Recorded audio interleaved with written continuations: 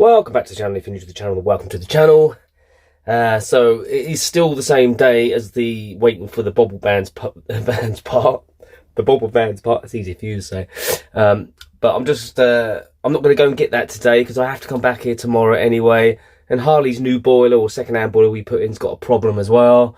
Never ends, does it? Her drain valve keeps dumping the water for some reason, so we need to look at that, maybe replace that. So the part's going to where she is, so I'm just going to see her tomorrow, and I'm going to do that tomorrow, so I'll probably be doing both tomorrow. I have now finished doing all my video editing and stuff and cleaned the van, got it ready for driving mode. It's not that late, but the sun is out, and I need to take advantage of that and go for a walk, because I can't go to the gym, because I don't have any money. So I don't have any money for fuel. I haven't got enough money to get all the way down to Chichester, and then all the way to where I'm going, and then back again. I've got to come back here tomorrow. I don't get any money till... what day is it? Wednesday now. It's Wednesday now till Friday evening. So I haven't got much, so I've got to be careful. So I'm going to go for a walk here, because the walks here are much nicer than where I'm going anyway. I'm in Arundel, if you didn't know. It's a very, very famous spot for vans and stuff. So let's go for little walkies. Grab your water.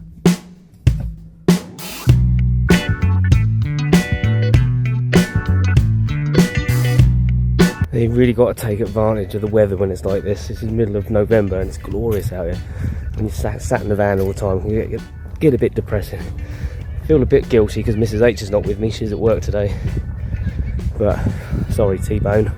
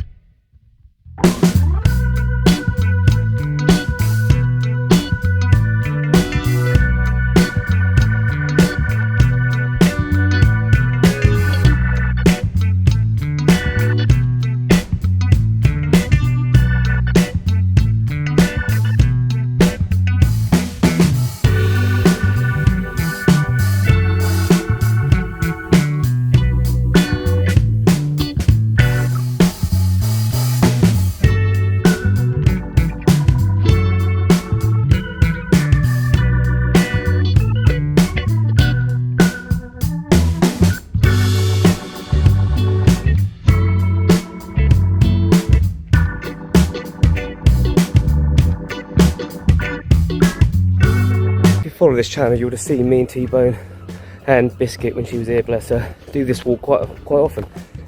Whew, I'm a little bit out of breath. Yeah, just calm down. It walks around the lake in Arundel. So you park in Mill Road, or there's a car park there if you can't park in Mill Road. And you can walk around, and it's really lovely. Full of nature, water, peace and quiet. And like I said in previous videos, it's important to get out the van when you can. Get your steps in, get some fresh air. Good for the physical health and the mental health, right? Obviously in the summer it's way busier. This time of year it's really nice, there's lots of parking, especially if you want to overnight. It is free, there's no restrictions. I don't need to tell anybody that because it's common knowledge for this one. And it is beautiful. It just sucks that we still have to work and can't enjoy it more, but when you can enjoy it, yeah, love it, absolutely love it, can't stop smiling.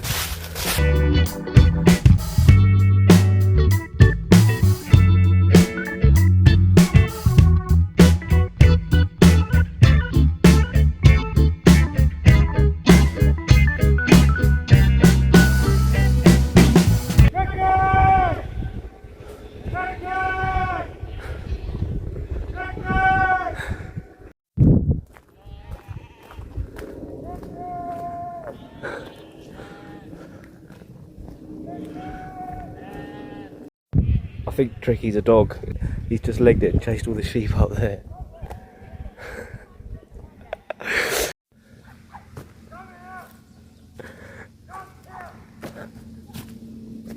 So if you can hear that.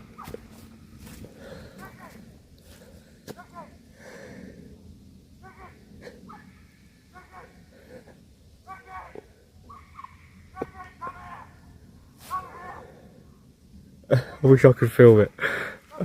So funny. It's a little black dog, tiny little thing.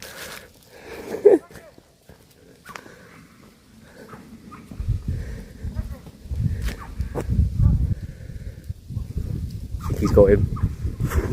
Tricky. Up to tricks, that dog.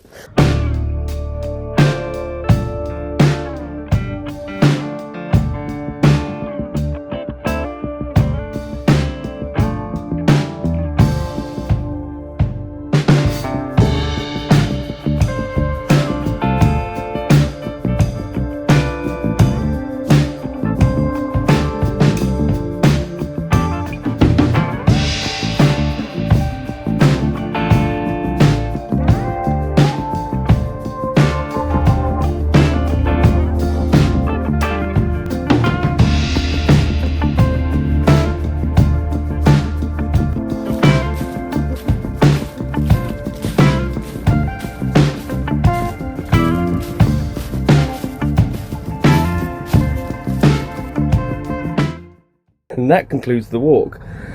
All with entertainment from Tricky as well, the little scamp.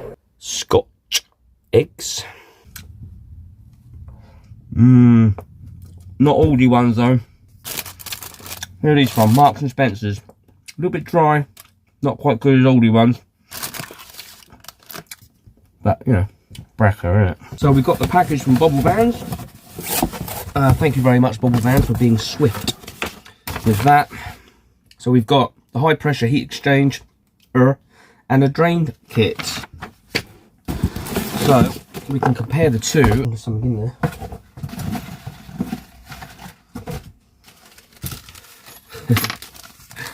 They've given me some double dip. Trying to sweeten me up. And there's one of them in there. Okay, we need that probably. Right, this is the thing in question. Here we go. This is it. A lot different to the other one, that's for sure. Ooh. So there you go, the heat exchange. And a bag of gubbins for it. Lovely, lovely. Okay, I got some instructions. This says, dear customer, please find inside the box the new heat exchanger for the Air Hybrid. This new design is capable of withstanding 5 times the pressure of the old design, as well as being easy to fit. The adapters should swap over directly from the old design and then it should slot straight in. Great. The only thing that is slightly different is there are no drain ports on the exchangers themselves due to the new design. However, if you still wanted to retain the ability to drain the exchangers, easy for you to say, then you can use the included T in the valve shine. I probably won't bother with that. You will need to install the exchanger on its side or even upside down to make this easier. Alright, no worries. We probably won't bother with that, in all fairness. There's the old heat exchange. As you can see, it's leaking water out of it. And the new one is like that. I suppose we don't have this situation anymore. We've just got an in and out. It doesn't tell me which way round it goes, but I'm just going to follow suit here. I'm just going to have that one is the in and that one is the out, I suppose. I don't know if it matters which way around it goes. Or not, but I don't think it does. We'll just stick it in and see what happens, I suppose. Alright, so it's come with some new fittings which I'll use. It'd be a pain to get the old pipe off of the other one. Okay, so it's going to be this situation. Right, so they're going to go on like that. Right. And that's going to go on like that. Bingo mass, and then that's going to go in there. Bingo mass. One way, one the other way. Pretty simple, really. And then we've got from the old setup, we've got these, which our ducting goes onto with our gasket. One goes on there like that. The other one goes on there with the heat sensor in. And we're just screwing our bits on. So that's got that's for the ducting to go on. It's got a little gasket in there. Doesn't have to be mega tight. So that's going to be the one, the out. That one there, so that's like that. And then the area in has a little heat sensor which dangles out down inside there. Cool. Just give it a little tweak with a big boy screwdriver.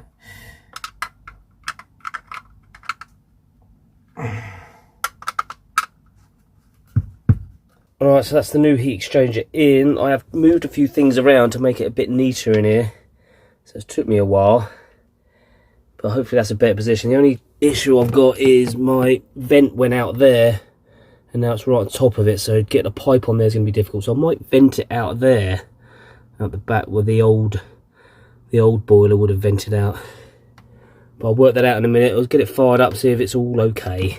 Right, diesel heater is on. And we've got it set to water. Right, we've got air blowing out there, which is cool. So that's working. Pump hasn't come on yet, but we'll let the diesel heater do its thing. Takes a minute. Right, so saying water is on 16 degrees at the moment. Diesel heater's just warming up. So if anybody is interested, this is how it works. You've got the heat coming out your diesel heater, goes into this Y junction here. Unfortunately, I have to have it on its side for it to fit neatly.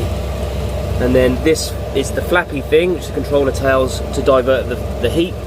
So the heat's going at the moment, oh, don't know if you can see, down that bottom duct, which goes into the heat exchanger, and that heats up the water. The pump there pumps water around the heat exchanger, so the hot air just heats the water up and that puts it into the water tank.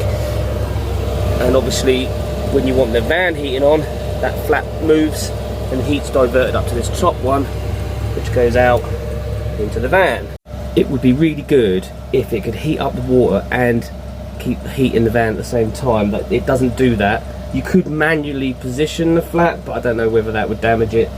But Bobil Vans, if you're listening, that would be a good upgrade if you could have it, so you could have heat go into the water, heat go into the van, and then once the water's warm, it just flicks to the van. That'd be great. It's not turning it off, and it's, well, you're not losing heat in the van, if that makes sense. We've sat here waiting for hot water to heat up, it takes about 15 minutes, and the van's freezing. You're like, oh, you know, it'd be really good if it did that. Right, pump's now kicked in. You can hear it whooshing. So now I'm just checking for leaks. You and me are checking for leaks. Nothing yet, because obviously these fittings are brand new. I've run a brand new pipe to here as well. That's brand new because I put this in a different position to make it a bit neater. There's a picture of me down there, look. Keeping an eye on things. Boiler Brent's keeping an eye on things. But so now we're just leaking. Obviously there is a few little drops of water here and there where I've had the pipes off, but nothing's gushing out yet. And while I've got all this off, I'll give it a good clean under here. But so far so good. Right, so it's been about 5 minutes. It's getting toasty in here because of the hot air that's blowing out of there. I need to vent that outside in a minute. But good news is no leaks whatsoever. Everything seems to be working hunky-dory. I've whopped the diesel heater up to 3. It goes up to 6 on my one. Water temperature now, let's have a look, is up to 20 degrees. So I'm going to let it get right up to temperature. I'm going to let it get right up to 65, I think it goes up to. So yeah, I've got a nice collection of Bobil Vans spare parts. That broke, that broke, that broke. Like I said, I'm not slagging Bobil Vans off. I think their customer service is really, really good. This was a new product, I feel, and I feel like they didn't quite get it right, but now they're getting it right. But they've been very, very good at sending me replacement parts, as you can see. No extra cost to me, so hats off to them. This seems to be working okay now. So like I say, we'll let it run up to temperature, see what the water temperature's like and everything. Make sure there's no leaks, let it all cool down. Hopefully that's it. All I can do at the moment is put a pipe on there, because that is just too close to there to get it to go out of that drop vent there. So I've just put what little pipe I had left, just poking out to there, because that is the old vent for the old boiler. Not ideal, but you don't want it to heat up too much in here, because it overheats the diesel heater otherwise, and it can make everything damp as well. It's kind of like dampish air. But I will find something else, or maybe put a vent out the wall here, soon. So it's been about 15 minutes, 69.4 degrees, brilliant. It's now switched over to, yeah, that's hot air coming out of there, it's boiling in here. So let's turn that all off. Brilliant. No leaks, fantastic. That's what we want, mate. So, final test. Let's see if we've actually got any hot water. Let's go. Obviously it should do. Bit of air in the system. Come on. Here it comes. Yeah, hot water. Lovely. Oh, how I've missed you. Just tap 2, get the air out, come on, come on, come on, come on. There, hot water. Awesome stuff. Mrs. H will be pleased. I will not be ponging no more. Right, I'm going to get off to spotless water, fill up, and then go and get a shower.